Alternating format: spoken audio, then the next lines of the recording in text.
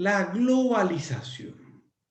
Cuando hablamos un poco de hoy día el mundo globalizado, nos remitimos un poquito a realizar ciertos análisis, primeramente de integración económica, de alianzas, acuerdos, estrategias, y sobre todo una mirada global al concepto como tal, es decir, se fortalecen los procesos de exportación, se fortalecen los procesos de importación, se promueve el uso inteligente e intensivo de la tecnología y se potencia la habilidad propiamente del colaborador, del trabajador. Es decir, la mano de obra trabaja de una manera distinta, pues se va concentrando en realizar análisis estadísticos mucho más amplios, de manera a explorar nuevos mercados.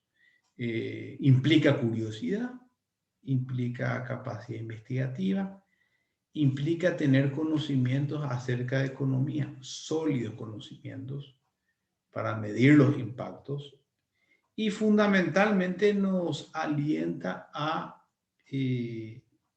invertir nuestro capital.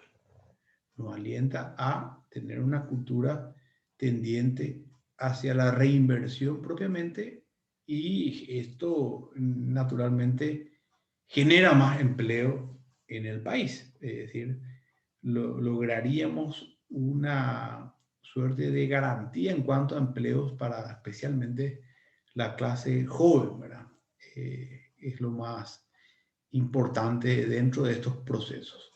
Implica mucho de compartir tecnologías, de explotar las nuevas que van existiendo, de investigar qué ocurren en otros mercados, procurar, bueno, adaptarse a las culturas, idiomas de otros países o usos horarios.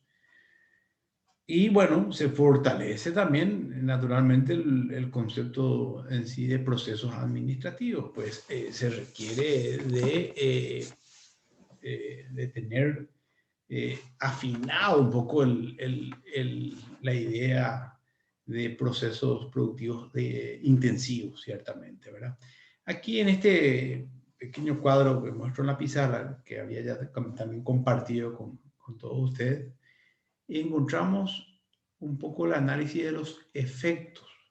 Cuando un país encara correctamente un proceso de globalización, decimos que se genera un shock positivo en la oferta agregada. ¿Qué quiere decir eso?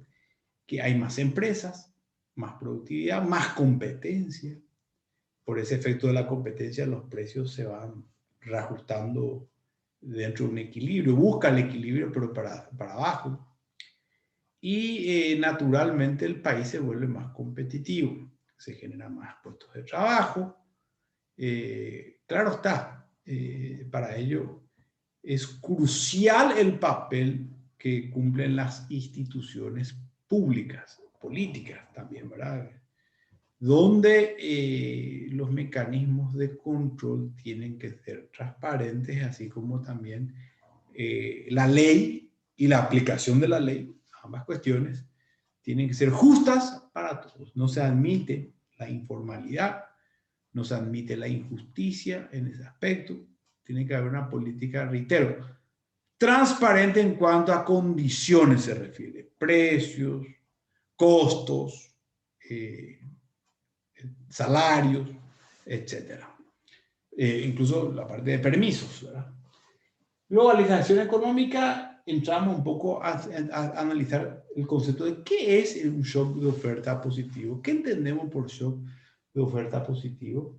Quiere decir fundamentalmente que factores exógenos al modelo económico han incidido positivamente para que la economía produzca más. Es decir, una bonanza climatológica, subsidios de repente o dinero que ingresó al país, más remesas, una suerte de estabilidad política notable y de transparencia en ese aspecto, una innovación tecnológica que conduce a que más empresas produzcan y mejor, ¿verdad? Flexibilidad jurídica impositiva, una serie de cuestiones. Naturalmente aquí vemos en el eje cartesiano, el eje de la abscisa le llamamos producción nacional y al eje de la ordenada le llamamos inflación. El eje el popular, eje X es producción nacional o PIB y el eje Y es inflación. ¿Qué vemos aquí nosotros? Esta es la curva de demanda agregada, donde observamos el consumo global, las inversiones públicas. Y este es el eje de la oferta agregada. Si un gobierno encara correctamente un proceso de globalización y empieza a establecer alianzas estratégicas, y vamos a suponer que el Paraguay de repente sale de Taiwán e ingresa a operar fuertemente con China, eso constituirá un avance interesante en materia de intercambios comerciales fuertes, ¿verdad? Hoy he sabido que hay una rivalidad muy fuerte entre Taiwán y China por cuestiones históricas. Entonces, aquel país que opere con Taiwán no puede tener relaciones comerciales con China. Sin embargo, a través del puente llamado Brasil ingresan muchísimos productos chinos al Paraguay, pero nosotros no le podemos exportar. Imagínense la controversia. Entonces, hay un desbalance total en cuanto a la parte comercial, es decir, nuestro saldo de la balanza comercial con China es ultra negativo. Tal es así que nosotros como país democrático y libre deberíamos ir restableciendo ese tipo de relaciones o quizás en un futuro no muy lejano también las relaciones entre estos dos países se normalicen, pero en definitiva nuestro país necesita encarar procesos de globalización tendientes a mejorar la competitividad de nuestros productos, es decir, lo que el Paraguay produce que tenga una mejor entrada en los diferentes países. Y sobre todo China, reitero, un mercado sumamente atractivo y que paga muy bien, claro está. La oferta agregada, lógicamente, va a expandirse en forma positiva si encaramos bien el proceso de globalización. Entonces, esto implica de que, fíjense, el nuevo punto Q, de Q0 pasamos a Q1, vemos que hay más productividad nacional, es decir, al encarar correctamente el proceso de globalización, vienen nuevas empresas, invierten aquí, las que están exportando van a exportar más y mejor, a mejor precio, entonces va a haber una suerte de posibilidad de reinversión considerable. La economía naturalmente mejora y se instalan nuevas compañías también, hay un incentivo real para invertir. Por lo tanto, vemos que la tasa inflacionaria probablemente va a tender hacia la baja gracias a la competitividad que va a existir. Es decir, muchas empresas ofreciendo más de lo mismo y con buenos réditos, entonces va a haber una abundancia de productos. Es decir, muchos productos disponibles en el mercado. Entonces eso hará y además hasta el gobierno va a tener un mayor nivel de recaudación y va a poder ejercer un mayor control sobre la tasa de inflación a través de su política monetaria. En definitiva, procesos de globalización bien encarados conducen a mantener una suerte de estabilidad de precios y mayor productividad, como observamos aquí en la info a la derecha. Es decir, el PIB aumenta, hay mayor nivel de productividad. Una tasa inflacionaria controlada, es decir, va a la baja o si aumenta es leve y casi imperceptible. Empleos garantizados, porque se crean nuevas empresas y estas nuevas empresas necesitan de mano de obra.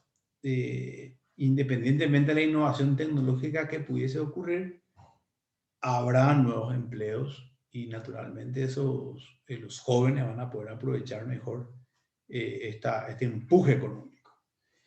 Mayor nivel de inversión y que implica un mayor nivel de renta, es decir, las empresas, la renta empresarial aumenta, aumentará la recaudación también, y la renta familiar aumenta también, es decir, va a haber mayor poder adquisitivo, aumentan el nivel de consumo y aumentan las ventas. Pero ojo, hay más competencia, por eso la inflación se mantiene a raya.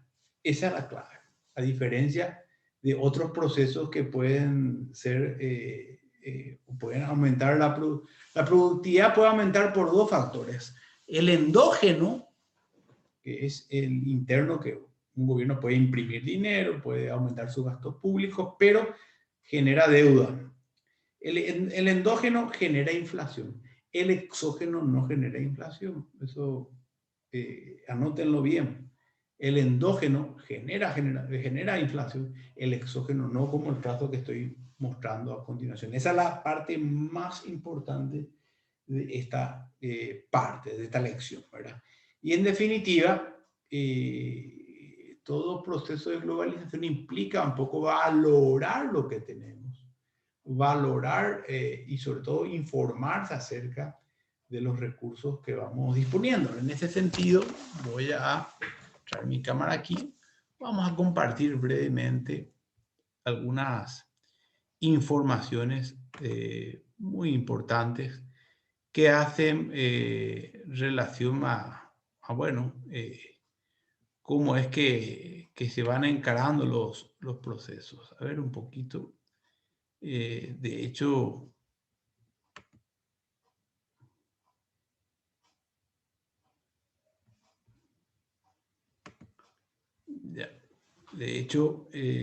tengo cierta información respecto a la guía de inversiones que vamos a intentar de vuelta a compartir. A ver. Sí, acá está. Ahí. Esta información proviene un poco de Rediex. ¿Sí? Ya conocerán seguramente. La página aquí les muestro, rediex.gov.py. Y lo que les estoy mostrando es uno de los informes en la guía de inversiones. Tienen que ingresar para poder estar actualizados en materia de cómo está el país en materia de inversión. Aquí podemos apreciar la composición del Producto Interno Bruto. Es un cuadro que se encuentra en la página 45, donde el 7.8 proviene de la agricultura, de los impuestos del 7.6 de la productividad total del país. Ganadería lleva el 2.1. Otros sectores primarios el 0.9. Manufactura, industria, 19.1. Construcción, que es sector secundario, 6.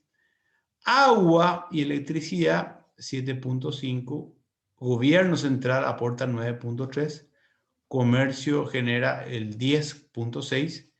Y otro servicio el 29.2. En total son 38.649 millones, lo que es nuestro Producto Interno Bruto al año 2019, que es lo que está actualizado en la página de Rediex.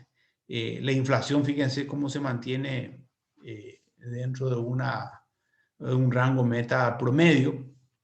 Si miramos enero del 2013 hasta enero del 2020, cómo no han habido muchas oscilaciones. De repente sí hubo una subida importante en el año 2014, pero luego se mantuvo entre el 2 y el 4%. Es decir, es una inflación sumamente moderada, podríamos decir, ¿verdad? No tenemos una inestabilidad de precios, es decir, eso se vuelve como factor de atracción al momento de tomar decisiones de inversión, ¿verdad? Eso está en la página 47. En la 48 nos muestra un poco las principales actividades económicas que generaron un crecimiento sumamente positivo, ¿verdad? Las actividades inmobiliarias, fíjense nomás, los últimos años con un 45%, pero años anteriores el porcentaje es alto, 142, 175% de crecimiento. Aceites, sí en donde ha tenido ciertas caídas, pero fue mejorando nuevamente a nivel de 168 millones de dólares, ¿sí? 203 millones de dólares en transporte, 118 millones de dólares en intermediación financiera, bancos, casas de créditos, cooperativas, ¿sí?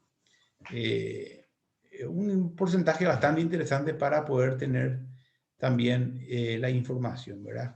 El tipo de cambio, fíjense cómo se sigue manteniendo. Hoy este mismo tipo de cambio en 2019 sigue estando de la misma manera. Ciertamente en lo que fueron los últimos 10 años hubo sí una depreciación del 39%, pero para hacer 10 años no es demasiado elevado. Y hay que considerar que en el año 1999 el tipo de cambio estaba casi por encima de los 7.000, o sea, en los últimos 20 años, si hacemos una mirada del tipo de cambio, no hubo una depreciación, al contrario, hubo una apreciación de la moneda local, ¿verdad? Eso para tener en cuenta.